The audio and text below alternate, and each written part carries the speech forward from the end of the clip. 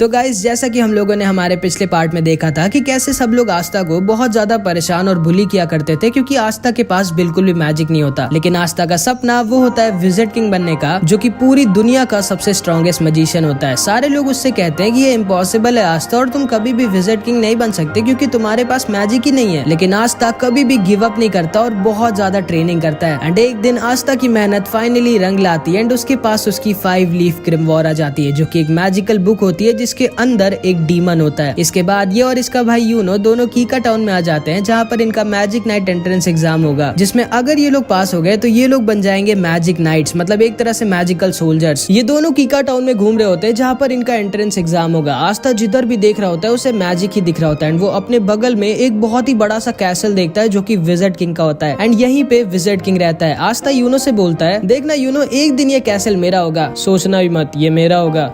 ये तो वक्त ही बताएगा कि हम दोनों में से कौन विजिट किंग बनेगा। इसके बाद हम देखते हैं आस्था, यूनो और बहुत सारे लोग एंट्रेंस एग्जाम देने आए होते हैं। एंड आस्था सबसे पागलों की तरह कह रहा होता है, हेलो दोस्तों, मैं एक दिन विजिट किंग बनूंगा। एंड ताकि यूनो की बेइज्जती ना हो इसलिए वो ऐसे एक्टिंग कर रहा होता है जैसे वो आस्था को जानता ही नहीं है। आस्था यूनो दोनों एंट्रेंस गेट पर पहुंच जाते हैं। एंड यूनो जब अपनी 4 लीफ ग्रिमवॉर दिखाता है तो सारे के सारे लोग शॉक्ड रह जाते हैं कि आखिर कौन है ये लड़का जिसके पास 4 लीफ ग्रिमवॉर है। एंड गार्ड उसे गेट के अंदर जाने देता है। लेकिन जब आस्था अपनी ग्रिमवॉर दिखाता है तो गार्ड को यकीन ही नहीं होता कि ये कोई ग्रिमवॉर है भी कि नहीं, क्योंकि आस्था की 5 लीफ ग्रिमवॉर इतनी ज्यादा रेयर होती है कि उसके बारे में कोई जानता ही नहीं है। लेकिन आस्था की बहुत ज्यादा रिक्वेस्ट करने के बाद गार्ड आस्था को भी अंदर जाने देता है। आस्था के पीछे एक लड़का खड़ा होता है जो बोलता है, ये लड़का काफी फनी लग रहा है मुझे। सारे के सारे बच्चे एंट्रेंस लॉबी में खड़े होते हैं। एंड यहाँ पर जिसके पास जितनी कम मैजिकल पावर होती है उसके पास उतनी ज्यादा मैजिक बर्ड्स आती हैं। एंड यूनो के पास एक भी मैजिक बर्ड नहीं आती। एंड सारे लोग सोच रहे होते हैं कि आखिर कौन है ये इतना स्ट्रॉन्ग मैजिशियन जिसके पास एक 4 लीफ ग्रिमवॉर भी है, इतनी स्ट्रॉन्ग मैजिकल पावर है कि एक भी चिड़िया इसके पास नहीं आ रही। एंड आते यूनो के पीछे 2-3 लड़कियां पड़ जाती है और हमारे बेचारे आस्था के पीछे ढेर सारी मैजिक बर्ड्स। एंड सारे लोग आस्था के ऊपर हंस रहे होते हैं कि लोग कौन है ये लड़का जिसके पीछे आधे से ज्यादा चिड़िया पड़ गई है। आस्था भागते भागते अचानक से एक आदमी से लड़ जाता है। एंड ये आदमी बहुत ही ज्यादा बड़ा और ताकतवर दिख रहा होता है। आस्था को लगता है कि ये भी कोई बच्चा है शायद जो एंट्रेंस एग्जाम देने आया है। एंड वो इससे पूछता है, तुम्हें लगी तो नहीं ना दोस्त? एंड ये आदमी आस्था का सिर पकड़कर उसको उठा लेता है और अपने हाथों से उसका सर पीसने वाला होता है और उससे कहता है, तुम जानते नहीं हो क्या मैं कौन हूँ? एंड ये आदमी कोई और नहीं बल्कि एक magic night squad black bulls का कैप्टन यामी होता है, जो कि सारे के सारे मैजिक नाइट स्क्वाड्स की सबसे बेकार स्क्वाड होती है। एंड आस्था बेचारा आते ही एक मैजिक नाइट स्क्वाड के कैप्टन से ही पंगा ले लेता है। यामी आस्था का सर पीसने वाला होता है, लेकिन तभी यामी के स्क्वाड के 2 मेंबर्स वहाँ पर आ जाते हैं, फिनरल और गॉर्डन। फिनरल बहुत ही बड़ा ठरकी होता है और गॉर्डन बहुत ज्यादा शांत और अच्छा होता है। फिनरल यामी से कहता है, अब यहाँ क्या कर रहे हो, जल्दी चलिए इवेंट स्टार्ट होने वाला है। जिस पे यामी बोलता है, अरे कुछ नहीं, मैं बस ऊपर जाने का रास्ता भूल गया था। एंड तभी एंट्रेंस एग्जाम स्टार्ट हो जाता है। एंड यामी आस्था को छोड़कर वहाँ से चला जाता है। आस्था खड़ा होता है। तभी उसके पास ये लड़का दोबारा से आता है जिसका नाम सेक्के होता है। एंड वो आके आस्था से दोस्ती कर लेता है। एंड तभी वहाँ पर सारे के सारे 9 मैजिक नाइट स्क्वाड्स के कैप्टन आ जाते हैं। एंड ये सारे के सारे बहुत ज्यादा स्ट्रॉन्ग होते हैं। एंड कहा जाता है कि पूरी दुनिया में इन सबसे स्ट्रॉन्ग सिर्फ एक आदमी है जो कि खुद विजिट किंग है। इस कैप्टन का नाम विलियम होता है और ये गोल्डन डॉन का कैप्टन होता है। एंड इसकी स्क्वाड वर्ल्ड की नंबर 1 स्क्वाड होती है। एंड सभी का सपना इसकी स्क्वाड ज्वाइन करने का होता है। और वहीं पर यामी की स्क्वाड ब्लैक बुल सबसे खराब होती है और उसमें कोई भी नहीं जाना चाहता। आस्था सेक्के से पूछता है, विजिट किंग कहाँ है? जिसपे सेक्के आस्था से बोलता है, विजिट किंग थोड़ी ना इन सब छोटे मोटे इवेंट्स में आएंगे, वो हमारे किंगडम के किंग है, उनके पास और भी ज्यादा इंपॉर्टेंट काम होते हैं। विलियम सबसे कहता है, टाइम आ चुका है तुम सबके एग्जाम को स्टार्ट करने का। एंड वो अपना मैजिक यूज करता है। एंड आसमान से एक बहुत ही बड़ा पेड़ नीचे आ जाता है। एंड सारे के सारे कैंडिडेट्स को एक एक मैजिकल ब्रूम दे देता है, मतलब एक जादुई झाड़ू। ये तुम लोगों का पहला टेस्ट होगा और तुम सबको अपनी मैजिक पावर से उड़ना होगा। सारे के सारे बच्चे अपनी मैजिक पावर से उड़ने की कोशिश करते हैं और सारे कैप्टन सबको ऑब्जर्व कर रहे होते हैं। यूनो सबसे ऊपर उड़ रहा होता है और सारे के सारे कैप्टन्स को इम्प्रेस कर देता है। वहीं पर हमेशा की तरह आस्था बेचारा उड़ना तो छोड़ो, कूद भी नहीं पा रहा होता है इस झाड़ू को पकड़ के। तभी इन सारे कैप्टन्स में से एक कैप्टन नीचे जाकर एक लड़की को डांटता है जो इसकी बहन होती है। एंड ये इससे कहता है, तुम ये एग्जाम देने क्यों आई हो? सिल्वर फैमिली की बेइज्जती मत करो, तुम ये एग्जाम पास नहीं कर पाओगी, चुपचाप घर लौट जाओ। एंड फिर वो वहां से चला जाता है। एंड इस लड़की का नाम नोएल होता है। सेक्के आस्था से बोलता है, ट्राई करते रहो आस्था, तुम ये कर सकते हो। लेकिन हम सब ये जानते हैं कि आस्था ये नहीं कर सकता क्योंकि उसके पास मैजिक है ही नहीं। एंड इस वाले और इसके बाद की हर टेस्ट में आस्था बहुत ज्यादा खराब करता है। इसके बाद विलियम सबसे कहता है,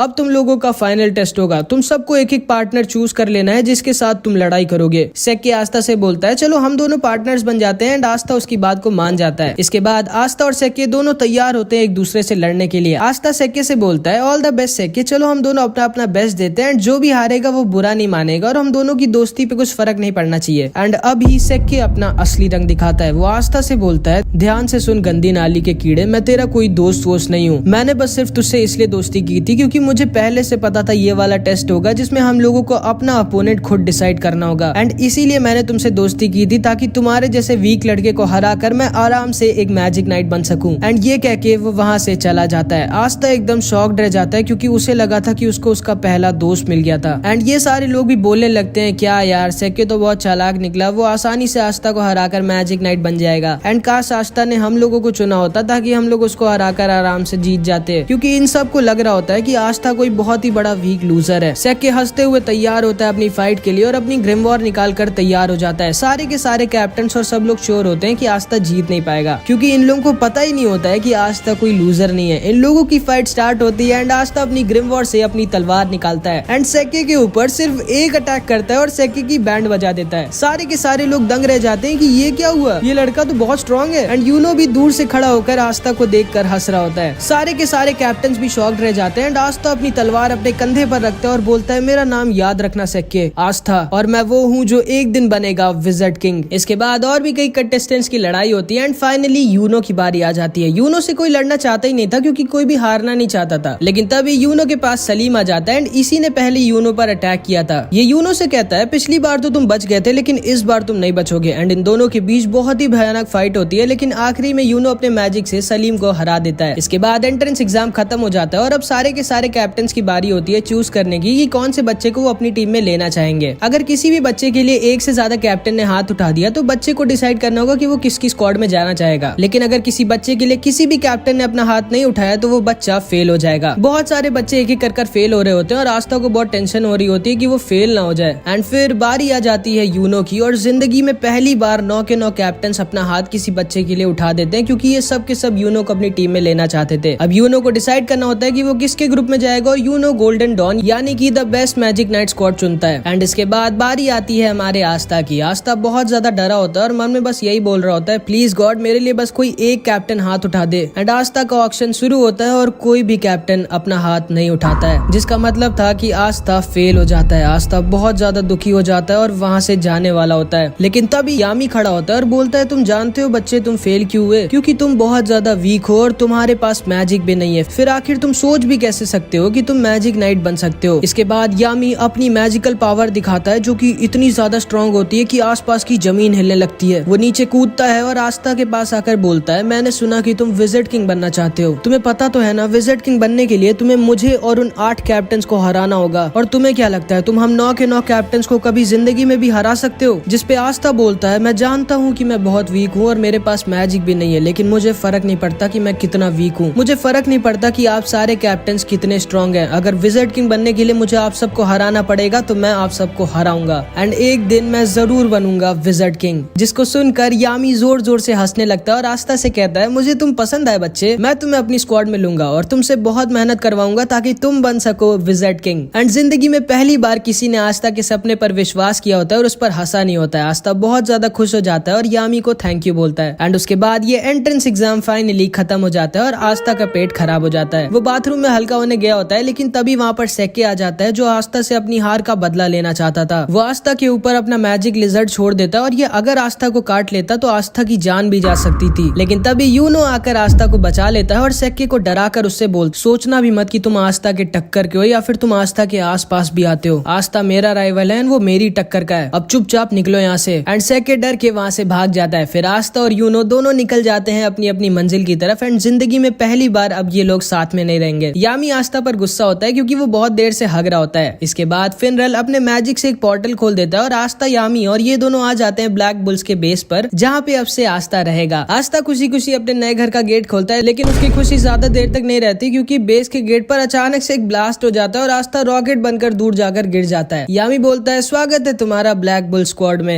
एंड इधर यूनो से एक उसका सीनियर जिसका नाम क्लॉस होता है वो बोल रहा होता है मुझे यकीन नहीं होता तुम्हारे जैसे गरीब लड़के को जो किसी रॉयल फैमिली का भी नहीं है उसको विलियम जेम्स सर ने गोल्डन डॉन में रख लिया। सोचना ही मत कि तुम अपनी जिंदगी यहाँ पर कभी मजे में बिता पाओगे। एंड ये कह के वो वहाँ से चला जाता है। एंड इधर आस्था अपने नए टीममेट से मिलता है और समझ जाता है ये सब के सब हिले हुए हैं। यामी सबसे चिल्लाकर बोलता है तोड़ फोड़ करना बंद करो तुम लोग। एंड वो खुद पीछे की दीवार तोड़ देता है। ये सारे के सारे यामी को देखकर बहुत खुश हो जाते हैं और यामी सबको आस्था से मिलाता है। आस्था सबसे बोलता है मेरा नाम है आस्था और मैं हाजे विलेज से आया हूँ। जिसको सुनकर ये सबके सब शॉक्ड रह जाते हैं कि आस्था इतने छोटे से गाँव से आया है और इतना गरीब है, लेकिन फिर भी उसने मैजिक नाइट एंट्रेंस एग्जाम पास कर लिया। फिर फिनरल आस्था को बाकी लोगों से मिलाता है। इस लड़की का नाम वेनेसा होता है एंड ये 1 नंबर की पियक्कड़ होती है। एंड ये आस्था के पास आकर बोलती है तो तुम्हारा नाम आस्था है, तुम्हें एक गर्लफ्रेंड चाहिए क्या? जिसको सुनकर आस्था बहुत शर्मा जाता है, लेकिन वो मना कर देता है क्योंकि वो सिस्टर लिली से ही प्यार करता है। एंड शायद वेनेसा ने थोड़ी ज्यादा पी रखी थी क्योंकि वो आस्था के सामने ही उल्टी कर देती है। फिर फिनरल आस्था को लक से मिलाता है जिसको लड़ाई करना बहुत ज्यादा पसंद होता है। एंड लक आस्था से पूछता है बताओ लड़ाई करोगे क्या मुझसे? एंड तभी आस्था के पास एक दूसरा लड़का आ जाता है और आस्था से कहता है ओए ये मेरी बहन है मारी और इससे दूर रहना वरना मैं तुम्हें मार डालूंगा। जिसपे आस्था कहता है मैं जानता भी नहीं हूँ ये लड़की कौन है भाई। इस लड़के का नाम ग्लॉच होता है एंड ये अपनी बहन से बहुत ज्यादा प्यार करता है, बहुत ही ज्यादा। एंड फिर वो बाकी के मेंबर से भी मिलता है। यामी बोलता है जिसको भी आस्था का टेस्ट लेना है जल्दी जल्दी ले लो। जिसको सुनकर उसके सामने मैग्मा खड़ा होता है और कहता है ठीक है मैं तुम्हारा टेस्ट लूंगा ये देखने के लिए कि तुम ब्लैक बुल्स ज्वाइन करने के लायक हो या नहीं, क्योंकि मुझे नहीं लगता कि तुम्हारे जैसा लड़का जो एक रॉयल फैमिली का भी नहीं है और एक गाँव से आया वो डिजर्व करता है मैजिक नाइट बनना। एंड अगर तुम मेरे टेस्ट में पास हो जाओगे तो तुम्हें मिलेगा ये मैजिकल रोब और तुम फाइनली एक मैजिक नाइट बन जाओगे। तो बोलो तुम्हें चाहिए ये ब्लैक बुल्स का रोब? हाँ चाहिए मुझे, अभी क्या भी चाहिए। फिर मैग्मा आस्था का टेस्ट लेता है एंड पहले तो उससे बहुत मुश्किल एक्सरसाइजेस करवाता है, लेकिन आस्था बचपन से ये सब करता आ रहा था तो वो आसानी से सब कर लेता है। एंड उसके बाद मैग्मा आस्था से कहता है ये तुम्हारा फाइनल टेस्ट और मैं अब तुम पर अटैक करूंगा और तुमको मेरे अटैक से बचना होगा। एंड फिर मैग्मा उस पर अपने मैजिकल फायर बैट बॉल से अटैक करने लगता है। एंड आस्था आसानी से उसके अटैक्स डॉज कर रहा होता है जिसपे मैग्मा थोड़ा गुस्सा हो जाता है। वो उसके ऊपर एक बहुत ही बड़ा और फास्ट फायर बॉल से अटैक कर देता है जिसको आस्था डॉज नहीं कर सकता था क्योंकि वो इतनी ज्यादा फास्ट और बड़ी थी। लेकिन तभी आस्था अपनी ग्रिमवॉर्ड से अपनी तलवार निकालता है और उसकी तलवार को देखकर सारे के सारे लोग शॉक्ड रह जाते हैं कि ये इतनी बड़ी तलवार उठाया कैसे हुआ है। एंड आस्था अपनी तलवार को बैट की तरह यूज करता है एंड मैग्मा के अटैक को वापस उसी के पास भेज देता है। यामी आस्था से बहुत इंप्रेस हो जाता है क्योंकि ना तो सिर्फ आस्था अपनी तलवार से किसी के मैजिक को कैंसिल या फिर खत्म कर सकता है, बल्कि वो मैजिक अटैक्स को डिफ्लेक्ट करके वापस भी भेज सकता है। एंड ये सारे के सारे लोग समझ जाते हैं कि आस्था कोई ऐरा गहरा नहीं बल्कि काफी स्ट्रॉन्ग मैजिशियन है। मैग्मा भी आस्था के पास आता है और उसकी तारीफ करता है और उससे कहता है माफ करना मैंने ये बोला था कि तुम छोटे से गांव से आए हो, असल में जो तुम्हारे गांव के बगल वाला गांव है मैं वहाँ का हूँ। जिसको सुनकर आस्था शॉक्ड रह जाता है एंड ये सारे के सारे लोग भी आस्था की तारीफ करने लगते हैं। चार्मी भी आस्था को अपना केक दे देती है एंड आस्था की सबसे थोड़ी बहुत दोस्ती हो जाती है। एंड ऊपर से एक लड़की चुपचाप आस्था को देख रही होती है एंड वो आस्था पर पता नहीं क्यों बहुत ज्यादा गुस्सा होती है। एंड फिर आस्था को फाइनली मिल जाती है उसकी ब्लैक बुल्स की रोब, जिसका मतलब था कि आस्था अब ऑफिशियली एक मैजिक नाइट बन चुका है और अब यहाँ से आस्था की जिंदगी का एक नया सफर स्टार्ट हो जाता है। मैग्मा आस्था को उसका नया कमरा दिखाता है और उससे कहता है माफ करना यही एक बेकार सा कमरा खाली पड़ा है। लेकिन आस्था इतना बेकार सा कमरा पाके भी बहुत खुश हो जाता है क्योंकि जिंदगी में पहली बार उसको उसका खुद का कमरा मिला होता है एंड वो खुशी के मारे रोने लगता है। तुम्हें सच में कमरा पसंद आया आस्था? हाँ बहुत पसंद आया। चर्च में हम सारे के सारे इससे भी छोटे कमरे में साथ में सोते थे और अब तो मेरे पास खुद का एक कमरा है। एंड आस्था अपने कमरे की सफाई करने लग जाता है। इसके बाद आस्था और यूनो दोनों वापस चर्च भेजने के लिए एक एक लेटर लिखते हैं ये बताने के लिए कि वो लोग पास हो गए। यूनो का लेटर पढ़ के फादर और सारे लोग बहुत खुश हो जाते हैं और पार्टी की तैयारी करने लगते हैं। एंड आस्था की राइटिंग इतनी गंदी होती है कि कोई समझ ही नहीं पा रहा होता है कि उसने लिखा क्या है। फादर सिस्टर लिली से कहते हैं देखो उसमें क्या लिखा है, कब तक वापस आ रहा है आस्था, क्योंकि वो जरूर से पास तो नहीं हो पाया होगा। इसमें लिखा है कि वो पास हो गया। क्या? सारे के सारे चर्च के लोग शॉक्ड रह जाते हैं कि आस्था कैसे पास हो गया। मैक्स, सिस्टर लिली सब के सब बहुत ज्यादा खुश हो जाते हैं। बस फादर थोड़ा सा दुखी हो जाते हैं क्योंकि अब आस्था उनके पास वापस नहीं आएगा। आस्था सुबह सुबह खुशी खुशी उठता है और अपनी रोब पहनकर तैयार हो जाता है और जैसे ही वो अपने कमरे से बाहर निकलता है खंबे से लड़ जाता है। मैग्मा वहाँ आता है और पूछता है तुम ठीक तो हो ना बच्चे? हाँ सेंपाई मैं ठीक तो हूँ, लेकिन कल ये खंबा यहाँ पर नहीं था, आज अचानक से कैसे आ गया? ओ ये असल में हम लोगों का कैसल अपने आप शेप बदलता रहता है। जैसे कल हम लोग दूसरी मंजिल पे थे, आज हम लोग चौथी मंजिल पे हैं। तुम्हें थोड़े दिनों में इसकी आदत लग जाएगी। उसके बाद मैग्मा आस्था को पूरे कैसल में घुमाता है, किचन,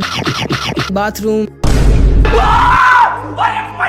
लड़कियों का बेडरूम जहाँ पे वो लोग नहीं जा सकते थे, और यामी के पेट्स के पास जो कि बेसमेंट में लॉक होते हैं। मैग्मा बोलता है ठीक है आस्था, आज तक इन सब की देखभाल मैं करता था और मुझे बहुत दुख के साथ कहना पड़ रहा है कि आज से तुम इन लोगों की देखभाल करोगे और इनका अच्छे से ख्याल रखना, क्योंकि यामी सर छोड़ेंगे नहीं तुमको अगर इनको कुछ भी हुआ तो। एंड आस्था यामी के पेट्स को खाना खिलाने के लिए आगे बढ़ता है, लेकिन ये पेट्स खाने को नहीं आस्था को खाना चाहते थे। वो दोनों वहाँ से भाग जाते हैं और हॉल में रेस लगाने लगते हैं, लेकिन तभी उनके सामने वही लड़की आ जाती है जो कल आस्था को ऊपर से देख रही होती है। एंड ये लड़की कोई और नहीं बल्कि नोएल होती है। एंड यामी ने आस्था के साथ इसको भी अपनी स्क्वाड में लिया होता है। मैग्मा बोलता है आस्था, इसने भी तुम्हारी तरह कल ही ब्लैक बुल्स ज्वाइन किया है। आस्था आगे बढ़ता है और नोएल से हैंडशेक करने के लिए अपना हाथ आगे बढ़ाता है, लेकिन नोएल उससे हाथ नहीं मिलाती और बोलती है किसने तुम्हें परमिशन दी मुझसे बात करने की गरीब कीड़े, जिसको सुनकर आस्था गुस्सा हो जाता है। फिर ये लड़की बोलती है मैं हूँ नोएल सिल्वा, रॉयल फैमिली की। एंड नोएल सिल्वर फैमिली की होती है जिसका ये कैप्टन भी था, और इनकी रॉयल फैमिली पूरे किंगडम में नंबर 2 पर आती है विलियम की फैमिली के बाद। आस्था गुस्से से बोलता है कीड़ा किसको बोल रही हो तुम, यहाँ पर तुम कोई रॉयल नहीं हो, तुम भी मेरी तरह एक ब्लैक बुल्स की मेंबर हो और हम दोनों टीममेट्स हैं। नोएल आस्था पर गुस्सा हो जाती है और वो उसके ऊपर एक मैजिकल अटैक कर देती है, बट नोएल का निशाना इतना खराब होता है कि उसका अटैक जाकर मैग्मा को लग जाता है। मैग्मा उठता है और बोलता है मुझे क्यों मारा, मैं तो कुछ बोल भी नहीं रहा था। जिसपे नोएल बोलती है मुझे तुम पसंद नहीं हो इसलिए। क्या बोला तुमने, तुम्हें पता नहीं है कि मैं तुम्हारा सीनियर हूँ और तुम्हें सीनियर से कैसे बात करनी चाहिए। अगर तुमको ब्लैक बुल स्क्वाड में रहना है तो तुमको अपने सीनियर्स की इज्जत करनी होगी। जिसपे नोएल मैग्मा से कहती है मैं खुद नहीं आना चाहती थी स्क्वाड में। एंड वो ब्लैक बुल्स के रोप को उनके सामने फेंक कर वहाँ से चली जाती है। इसके बाद आस्था ऐसी अपने बेस के बगल वाले बगीचे में घूम रहा होता है, लेकिन तभी उसके ऊपर अचानक से एक वाटर अटैक आ जाता है। वो सोचता है अबे ये कहाँ से आया। वो थोड़ा सा अंदर जाता है तो देखता है नोएल प्रैक्टिस कर रही होती है, लेकिन वो चाहे जितना भी ट्रेन कर ले उसका निशाना कभी सही से लगता ही नहीं है। एंड इसीलिए उसकी रॉयल फैमिली में सब उसका मजाक उड़ाया करते थे, क्योंकि वो अपने सारे भाइयों बहनों में सबसे वीक थी। एंड जब वो पैदा हुई थी तभी उसकी मम्मी खत्म हो गई थी, इसलिए उसके भाई बहन उससे और ज्यादा नफरत करते थे। आस्था चुपकर नोएल को देख रहा होता है और तभी नोएल आस्था को देख लेती है। एंड आस्था को देखते ही नोएल को लगता है कि अब आस्था भी सबकी तरह उसका मजाक उड़ाएगा। एंड वो आस्था के ऊपर अपना अटैक करने लगती है, लेकिन वो अपने मैजिकल पावर संभाल नहीं पाती और खुद के ही मैजिकल अटैक में फंस जाती है। एंड क्योंकि नोएल रॉयल फैमिली की होती है इसलिए उसमें बहुत ज्यादा मैजिकल पावर होती है, एंड वो खुद के एक बहुत ही ज्यादा स्ट्रॉन्ग मैजिकल अटैक में फंस गई होती है। ये लोग भी बाहर आकर देखने लगते हैं कि नोएल खुद ही अपने मैजिक में फंस गई है। फिनरल बोलता है हमें जल्दी से कुछ करना होगा वरना नोएल खत्म हो जाएगी। जिसपे यामी बोलता है हम लोग इस पे कुछ नहीं कर सकते, क्योंकि अगर उस चीज पर हमने अपना मैजिक यूज किया तो हम लोग नोएल को भी हर्ट कर देंगे, एंड अभी केवल वही कुछ कर सकता है। फिनरल पूछता है कौन, एंड तभी नोएल के अटैक से आस्था सीधे उड़ के यामी के हाथों में आकर गिर जाता है। यामी बोलता है बिल्कुल सही टाइम पे आया तुम, मैं तुम्हें ही ढूंढ रहा था। अब वहाँ ऊपर जाओ और अपनी तलवार से नोएल के मैजिक को खत्म कर दो। आस्था कहता है हाँ वो तो ठीक है, लेकिन मैं वहाँ ऊपर जाऊंगा कैसे, तुम उसकी चिंता मत करो बच्चे। एंड यामी आस्था को उड़ाकर नोएल के पास फेंक देता है, एंड आस्था अपनी एंटी मैजिक से नोएल के मैजिक को खत्म कर देता है और नोएल को बचा लेता है। ये दोनों नीचे गिर रहे होते हैं, तभी फिनरल अपने मैजिक से इन दोनों को बचा लेता है। यामी जोर जोर से हंसने लगता है और आस्था से कहता है मुझे तुम बहुत पसंद हो लड़के। एंड तभी नोएल भी होश में आ जाती है। उसे लगता है कि आस्था उसके पास आकर अब सबकी तरह उसका मजाक उड़ाएगा कि वो सही से मैजिक यूज नहीं कर सकती, लेकिन आस्था उसके पास आकर उसकी तारीफ करने लगता है। वो उससे कहता है मुझे यकीन नहीं होता तुम्हारे पास कितना ज्यादा मैजिक पावर है। अगर तुम अपनी मैजिक पावर कंट्रोल करना सीख गई तो तुम बहुत ही ज्यादा स्ट्रॉन्ग हो जाओगी। एंड ये सारे के सारे लोग भी नोएल की तारीफ करने लगते हैं और उससे बोलते हैं चिंता मत करो, हम सब तुम्हारी मदद करेंगे ताकि तुम अपनी पावर्स को कंट्रोल करना सीख सको। नोएल भी बहुत खुश हो जाती है क्योंकि वो समझ जाती है कि उसको उसकी असली फैमिली से भी अच्छी फैमिली मिल गई है। आस्था फिर से नोएल की तरफ अपना हाथ बढ़ाता है और इस बार नोएल आस्था का हाथ पकड़कर खड़ी हो जाती है। एंड नोएल को आस्था थोड़ा सा अच्छा लगता है, मतलब समझ रहे हो। एंड वहीं पर दूसरी तरफ यूनो का सीनियर क्लॉस यूनो को बहुत ज्यादा परेशान कर रहा होता है और उसके साथ बिल्कुल भी अच्छे से पेश नहीं आ रहा होता। एंड पता नहीं क्यों ये यूनो से इतनी ज्यादा नफरत करता है, लेकिन शायद इसको पता नहीं है कि इसके साथ आगे क्या होने वाला है, जो कि हम नेक्स्ट पार्ट में देखेंगे। एंड अगला पार्ट बहुत ही ज्यादा तगड़ा होगा तो उसको मिस मत करना। एंड मैं अगला पार्ट तब अपलोड करूंगा जब इस वीडियो पे 100 कॉमेंट्स आ जाएंगे, तो कुछ भी कॉमेंट जरूर से कर देना। और हाँ, कई लोग मुझसे मेरी पिछली वीडियो में मेरी फ्री फायर की आईडी मांग रहे थे, तो ये रही मेरी फ्री फायर की आईडी। एंड वैसे तो अब मैं ज्यादा खेलता नहीं हूँ, लेकिन अगर तुम लोग चाहो तो मैं खेल लूंगा। तो बस इस वीडियो में इतना ही, मिलते हैं अगली वीडियो में, बाय बाय।